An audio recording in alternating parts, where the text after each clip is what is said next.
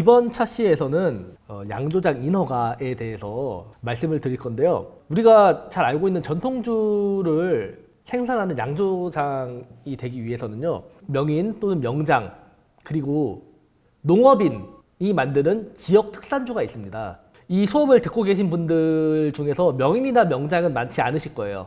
그렇기 때문에 농업인이 지역 특산주를 어떻게 만드는가, 여기에 초점을 맞출 필요가 있는데요.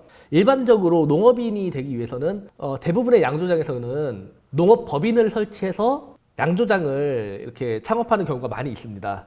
그 방법을 포함해서 개인이더라도 어떻게 농업인으로 등록을 하는지, 그리고 그걸 양조장을 운영하기 위해서 시설 기준은 어떻게 되는지, 이번 차시에서는 시설 기준 그리고 농업경채 등록, 네, 이 두 가지에 대해서 말씀을 드릴 거고요.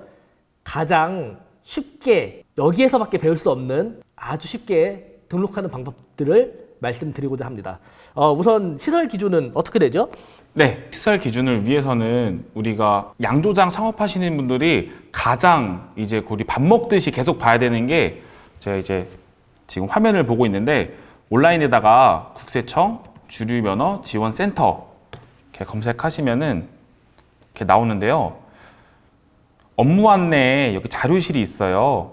이제 자료실 이렇게 누르시고 이제 매년 이렇게 계속 새롭게 리뉴얼 되고 있는데, 여기 보시면 주류 제조자를 위한 가이드북이라고 7월 12일 날 올라왔던 이것을 보셔야 됩니다. 왜냐하면은 이제 이 영상을 보시는 분들이 지역 특산주 면허를 원하시는 분들도 있지만 혹여나 다른 종류의 면허를 이제 생각하시는 분들이 계실 수도 있기 때문에 우선 이것을 보면서 좀 전체적으로 어떤 시설 기준이 있는지를 함께 확인을 해 보도록 하겠습니다. 네, 이제 주류 제조자를 위한 가이드북 이제 6월 달에 나온 것을 보면요. 이 페이지 목차에 여기 보시죠. 주류 제조장 시설 기준 해서 공통사항이 있고요. 첫 번째 제조장 공통사항이 있고, 두 번째는 이제 주류 면허별 시설 기준이 따로 있습니다. 그래서 20페이지를 함께 가보도록 하겠습니다.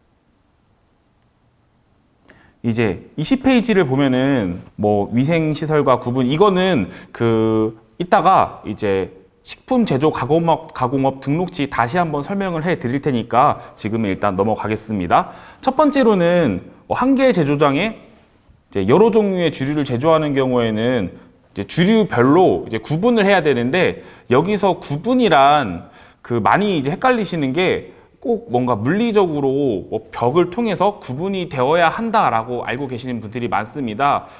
현재로서는 이제 꼭 그렇게 물리적으로 구분이 되어야 한다는 규정 자체는 없고요. 지금은 파티션이라든가 혹은 그냥 스티커 혹은 테이프로 해서 쭉 구분만 해놔도 괜찮은데요. 아마 관련하여 공사업체에 의뢰를 했을 때 그래도 가벽을 반드시 해야 된다라는 이야기를 많이 들으실 수가 있습니다. 이제 그게 예전에는 그런 규정이 있었다고 알고 있는데요. 현재는 그렇지 않으니까 이제 이 부분에 대해서는 그냥 넘어가시면 되고요. 우리는 지금 테이프로 붙여가지고 하고 있죠? 네, 저희는 이제 테이프로, 이제 밑에 보시면 테이프로 구획 분리를 하고 있습니다.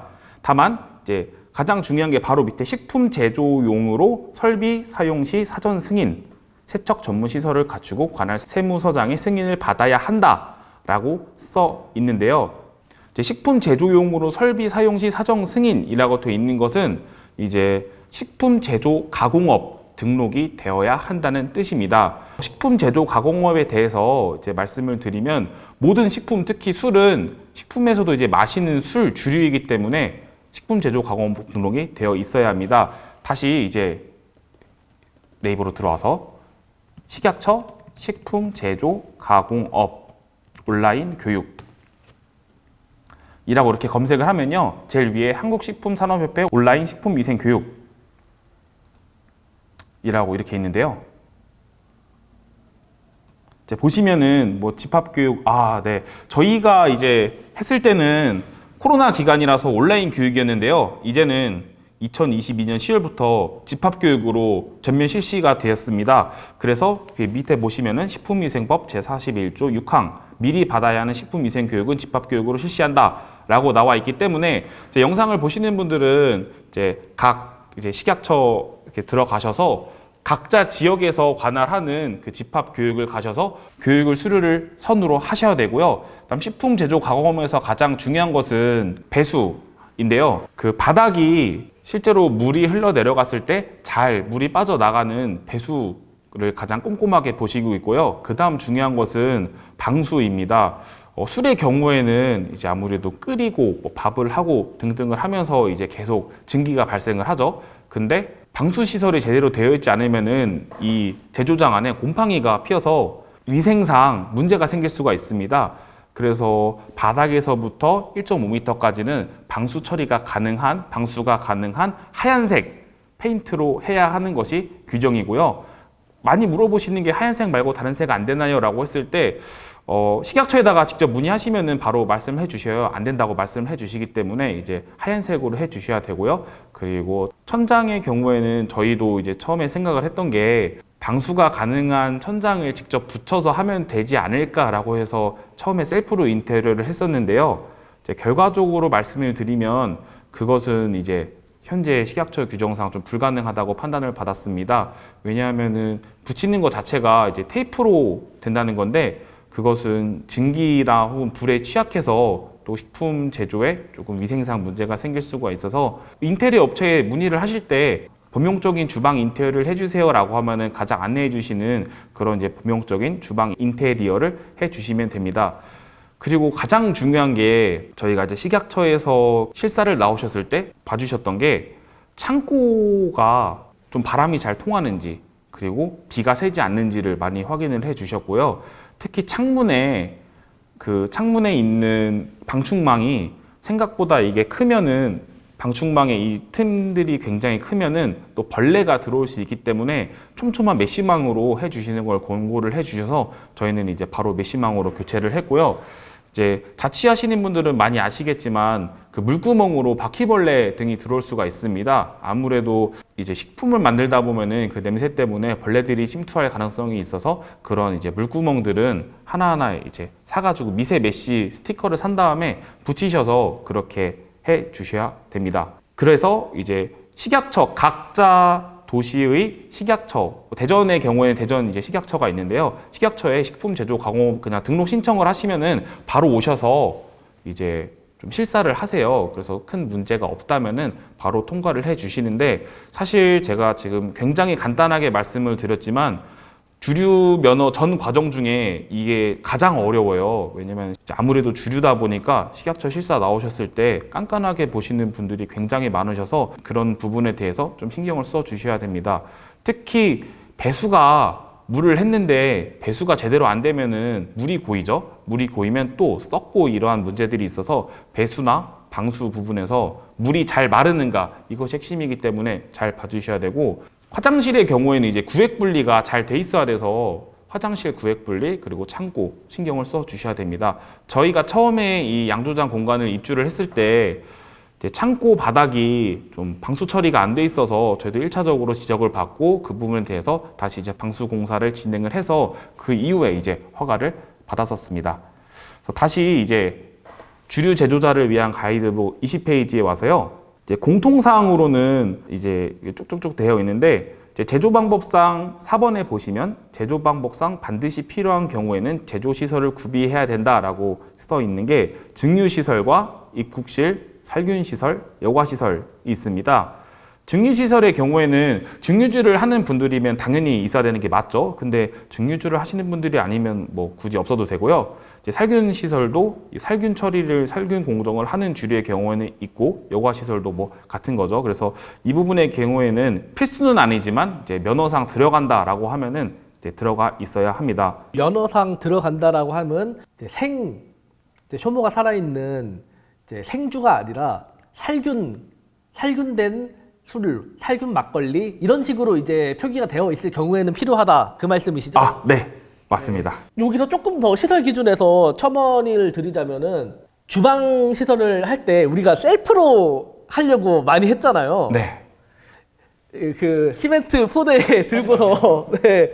저희 양조장이 아마 우리나라에서 가장 엘리베이터가 없이 가장 높은 곳에 있을 거예요. 왜 그러냐면은 저희 사무실 바로 옆에 있어야 하기도 하고 그리고 저희는 한정판으로 술을 만들기 때문에 이렇게 많이 생산을 하지 않거든요. 어찌됐건 저희가 높이 있는데 그 시멘트 몇 푸대를 날랐죠? 벽돌하고? 벽돌 일단 한 3일 내내 내리 날랐거든요. 칠 수 없어요. 하도 해서. 근데 이제 이 식품 제조 가공업에서의 시설은 좀 열정보다는 전문가에게 맡겨서 이제 제대로 한 번에 하는 게 돈도 덜 들고 이제 확실하다. 다만 그거를 우리가 손수해보면서 물론 실패해서 저희는 일을 2번 하긴 했지만 그 과정에서 어떻게 하면은 이 시설을 어떻게 해야 되는지에 대한 이해는 상당히 많이 늘어날 수 있었던 것 같습니다. 그 덕분에 이 교육을 할 수가 있는 건데요. 바닥 같은 경우 이제 아까 벽에 대해서는 얘기를 하셨는데 바닥 같은 경우에는 기준이 있나요? 네.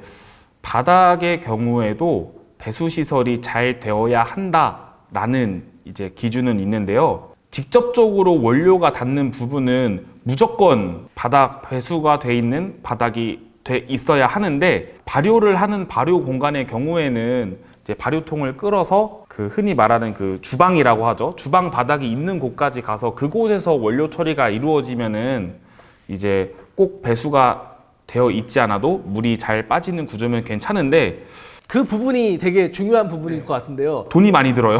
왜냐면은 이거를 전체 공사를 하려고 하면은 인테리어 시공 비용이 만만치가 않을 거예요. 그래서 저희가 지금 말씀드리는 이 내용이 공사할 때 양조장을 이제 시설을 만들 때 주방 같은 경우에는 이제 필히 바닥 공사가 필요한데요. 배수가 잘 되도록. 근데 움직일 수 있게끔 저희는 이 발효조 같은 경우에는 바퀴가 달려 있어서 움직일 수가 있습니다.